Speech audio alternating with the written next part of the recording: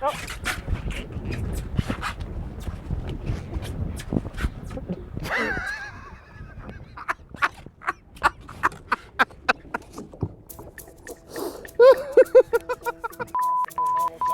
hello. So here we are in the fabulous Florida Keys, where every day is a beautiful day on the shimmering flats. Even though Jose Wejebe's true home base was the Florida Keys, there was no place in the world he wouldn't go to tell a story. But there was always more, beyond the great stories that were told to the growing audience of the Spanish Fly TV show. I don't want to come aboard that boat anymore. I'm mad at you guys. In this episode of The Spanish Fly, we go behind the scenes and explore the true Jose Wejebe. Oh, there is. Don't let it go. Not only was he an avid kiteboarder, Jose also had a black belt in judo, had a pilot's license, and owned his own plane. Throw into the mix that he was a world-class angler, captain, guide, and host of his own television show. And it's clear to see that Jose Wejebe was truly a Renaissance man.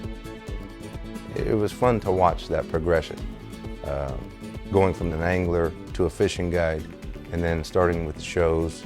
And then once he progressed as the host and the star, he wanted to progress even further with the behind-the-scenes camera and editing part. He was editing, he was shooting, particularly underwater. He was starting to do the best thing that a television producer does, and that's produce as the show's going on. Cool. That was cool. Cool. Yeah. All right, hey, let's get some underwater of them now. Yeah, I gotta say, it could get kind of frustrating sometimes, Jose being the jack of all trades, because, you know, he would like to have his hand in everything, and he took a lot of pride in his shows. He wasn't about to turn over tapes to editors off in Arkansas and let them make the show and turn, he was gonna be involved in it. I think it was always for the better. I think that collaboratively working together, we always came up with a really good product, and I think that at the end of the day, we're all very proud of what we've done. Among Jose's notable attributes were his attention to detail and his devotion to being prepared. Shooting a fishing show abroad in exotic locations such as Africa, Brazil, and Australia, you not only need to make certain you bring all the rods and tackle needed to do a fishing show, but you also have to travel with an abundance of video equipment. He was really a consummate planner in that respect. He would have everything in the boat for every occasion of fishing, be it trolling, jigging, all the stuff he would need to pull off a TV show or whatever, and then probably not have a pack of crackers to eat on the way over, because that wasn't the priority. He was great with his priorities, with the thing that he wanted to accomplish. And you are 100% correct. At moments, the absent-minded professor. The Amazon was really a cool trip for us. That was probably the most rugged trip that I'd ever been on. We took off from Manaus and we were flying 2.5 hours straight into the jungle with nothing in a float plane to land on this river that's flowing with a good strong current towards rapids, where you land and immediately 2 30-foot dugout canoes tie up to the plane, turn the plane around and take it upstream while you're trying to unload all your camera gear. Not just unload your camera gear, but get the camera on your shoulder and get in position to capture this scene. I think you got him. Capturing the scene was just one of the many strenuous tasks when Jose and crew visited Brazil.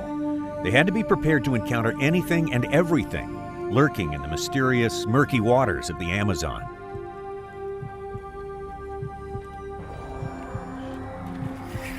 Got him that time. Now I got it. Please, God, please, please stay on the line. Please. Oh, no!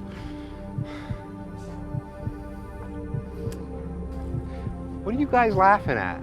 What are you guys laughing at? It's not that funny. It's not that funny. Look, check it out. Look, now the hook's straightened. Now the hook's straightened, right? Take 2. Got him. Oh no, damn it. It keeps happening, it never ends, it just keeps happening.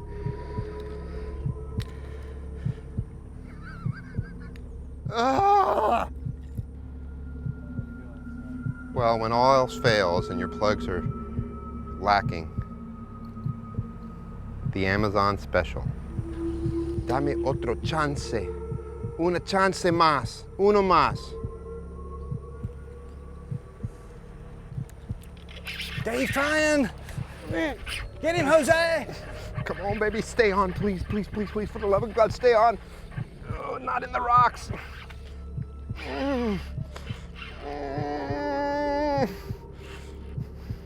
Whoa, do you see the size of that thing?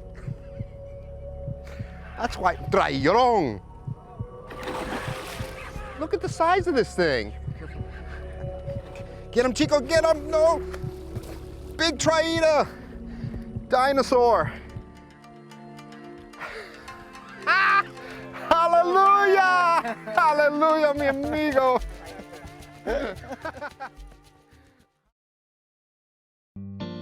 Stepping aside from the fishing then, you know, I actually got him into kiteboarding at one point. You know, I just talked, he said he was interested in it, and at the time I started taking lessons, so one thing led to another, and now he's kiteboarding more than I kiteboard, and he wasn't afraid to incorporate that into the shows. Yeah, it was a fishing show, but here's an activity in the Keys that probably the Keys are the absolute best place on the planet to do this. So he's gonna bring in the show one way or another. He got it in there. Here comes the rain. You gotta fish around it. Not much else you can do.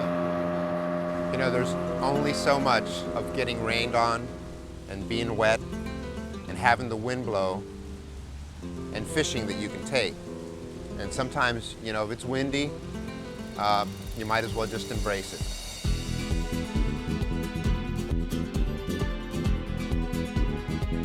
We had brought a couple kites just to have them here because it seems like whenever you bring cameras into an area, the weather turns to crap. And because of that, you know, what we've done is we've brought a few kites along, and if you lose a day because of the weather, at least you have something to do that makes it fun. You come into an area with an open mind about doing anything that's available there. You're able to take conditions as they come. You know, if it's rainy and still, you'll go out and go fishing. If it's calm, you can get out and go diving a little bit. And if it's windy, you have something to do.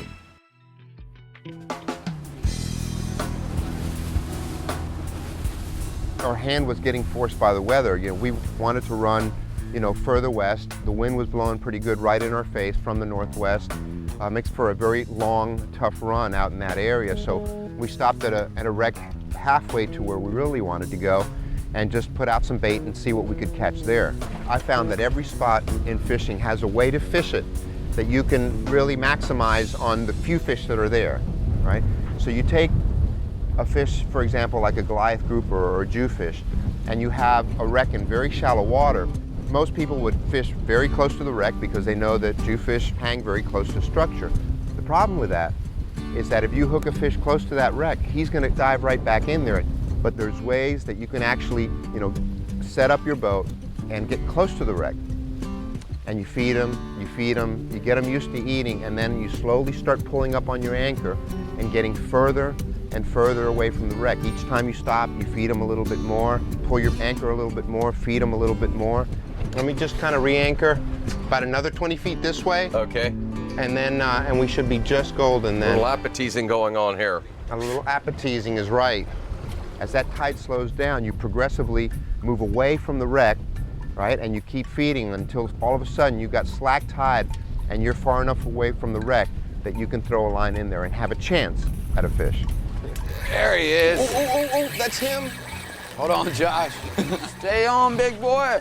Good, dropping wine. Dropping wine. Mamacita! Oh, I see a big brown shape. There he is. You know what he looks like? He looks like your clothes. Everything's good now, we're good. Look at that Back puppy. just a little bit. Sweet, and you couldn't have had a more perfect size to get out of there, you know what I'm saying? What's up? Oh, boy. Oh. Isn't that beautiful? Wow. Is that a He gorgeous, does look isn't that a gorgeous prehistoric. fish, bro? Beautiful. We also got a chance to see some of the research. A sea lion took notice. Oh my God, that's so funny. Hey, can you pan over and shoot Wes shooting the sea lion? Can you see him?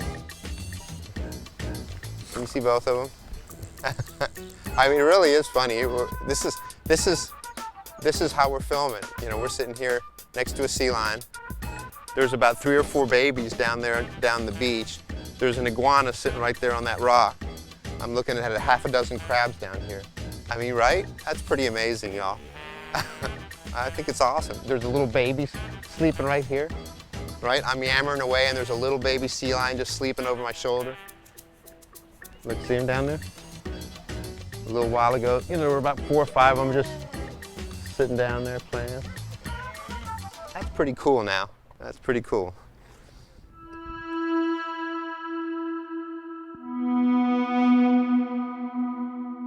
When Jose would call me and tell me we had a shoot coming up, of course, you know, I'd ask who's coming to shoot the show with us, and you know, it could be Wes or Tim or Mike, and you know, looking at those guys as family, you know, it was like seeing your brothers come back.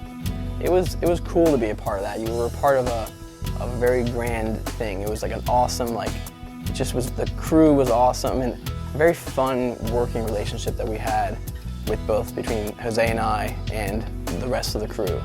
And you know, we wouldn't see each other very often, but whenever we did, we'd pick up right where we left off.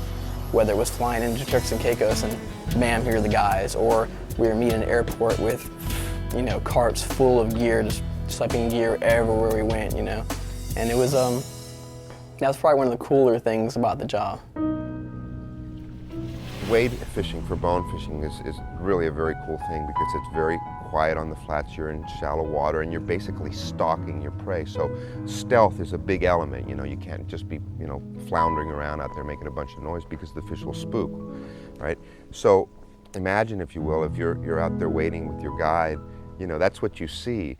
What you don't see is that there's, you know, 2 other camera guys, you know, waiting on the flats with cameras on their shoulders, another guy with a kayak full of batteries and whatever, you know, for the cameras. And so you have this stampede of people across the flat at one time in a place you're supposed to be really, really quiet. So it's really kind of funny to see that happen. And, you know, the camera guys are doing their best to get the shot, at the same time trying not to fall in a hole, at the same time trying to be quiet, not to scare the fish. So it's a funny thing to see that all come together. I'd look back sometimes and I'd see all the mud trails. I'd see our mud trails from where we're waiting, and there'd be, you know, Wes's mud trail and, you know, Tim's mud trail and you know, the kayak guy's mud trail. And because, you know, Tim and Wes, the camera guys, you know, weren't necessarily going in a straight line, you know, their mud trails are going zip, zip, zip, zip, zip. So you'd look back behind the flat and all you'd see were these, you know, little lines of where you had been. And I'd think to myself, those poor bonefish, I mean, they've got to be scared to death. They can hear this a country mile away. It probably sounds to them like a school of the biggest sharks are coming to eat them. Oh, that was rich, man. Ah! Sorry, Tim. It's all right. It's on your camera. No, it's in my bag. I'm sorry. The team effort, you know, is really what's very cool about this whole thing. Is, you know, you have a group of guys that you've worked with over the years, and your camera guys and your producers. You know, these are the fellas that are, you know, going in helicopters and hanging out of airplanes and, you know, holding these, you know, 25, 30-pound cameras on their shoulders all day long, trudging through the flats, sometimes for miles, you know, and you know, here's an expensive item, so you absolutely cannot fall in the water. And some of those flats, when you're wading through them, you know, they have some mud holes and you know, a slippery bottom. And so while a lot of times people look at fishing shows and they see only the images, behind the scenes, there's an amazing amount of stuff going on, and it really happens mostly because of the guys behind the scenes.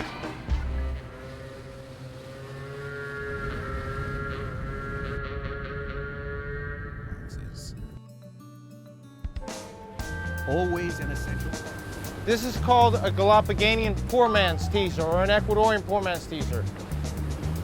Learned this trick about 15 years ago in Salinas, fishing off a charter boat, a low-income charter boat. You can take from bag of chips. All right? Right. As long as you got some shine, you get creative and do whatever you want. We're using a green lemonade bottle, but a water bottle will work just as well. I just like the color green, all right? You have to roll it up, make sure it fits in the bottle. And then you're gonna put some water in the bottle. Usually about 1/3 of the bottle of water is enough. Just wanna get enough weight to keep it, help it sink. Put the lid on tight. Then about 300-pound test mono will work well. And what you're gonna do is you're gonna crimp it right underneath the neck of the bottle, as tight as you can get it. Poor man's crimpers, as you can see.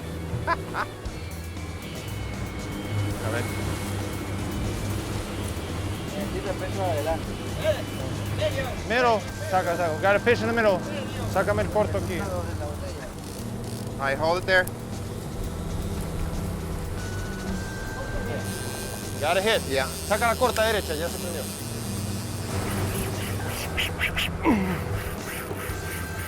Oh, all right. Woo-hoo. I think I got one. He says it's the result of the bottle. Okay. Here we are in the fabulous sunny Florida Keys where every day is family day. Merciful. Oops. Yeah, well, it's not merciful for me, though. It was merciful for the fish, but almost hold on, Mark. lost it. Hold on, I'm going to show you how much I love you. I'm actually going to get down there. Hose, don't get, okay. Don't move. Thanks, Very Hose. dangerous. Oh my God, I'm sick. Well, I'm past childbearing age anyway, so. He took a joke like you wouldn't believe. You could make, you could harass him, in a very loving, sweet way. Jose was a wonderfully slow-moving target. I loved to pick on Jose. Yeah, bring your thing away from me. Get out of here. He hated cockroaches. If we were sitting in an apartment together and a cockroach ran across the floor, he would jump on the table and scream like a girl trying to get away from it. Oh, let's go. Get rid of the bug and we'll do something. All right, meantime, ain't nothing happening to that bug. Long way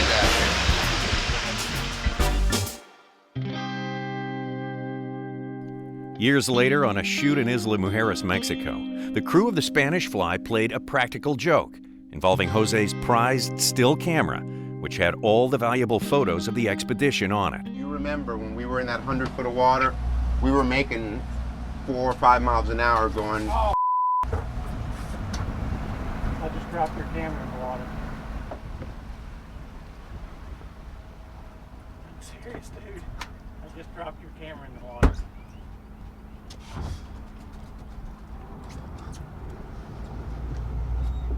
Right there. My still camera just went into the water. Roberto, ¿tú viste dónde tiró la cámara?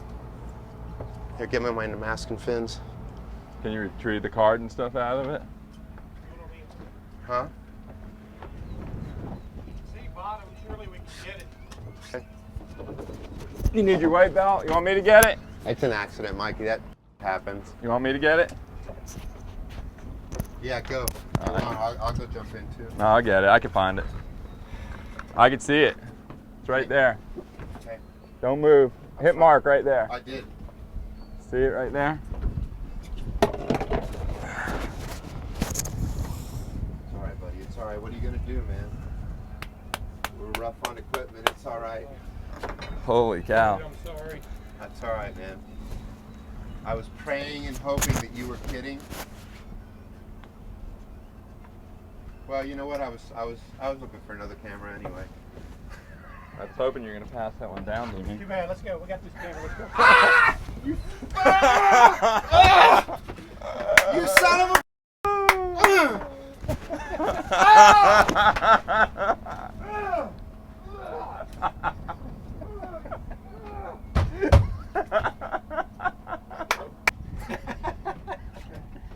Really?